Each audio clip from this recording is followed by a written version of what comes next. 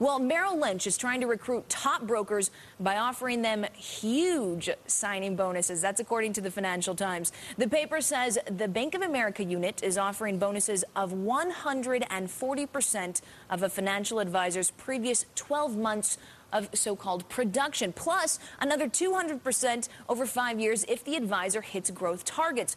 To give you a little bit of context, that would surpass the pay signing bonuses offered during the height of the bull market in 2006 to 2007, I should say. Merrill hopes to add between 300 to 450 new top producers in an effort to replace the nearly 3,000 that left the company since it was acquired by B of A in January. Meanwhile, in the U.S., or I should say in the U.K., the Financial Times says senior cabinet members are considering their own crackdown on bonus pay for bankers. They argue the Financial Services Authority's new guidelines are not strict enough and do not adequately discourage excessive risk-taking.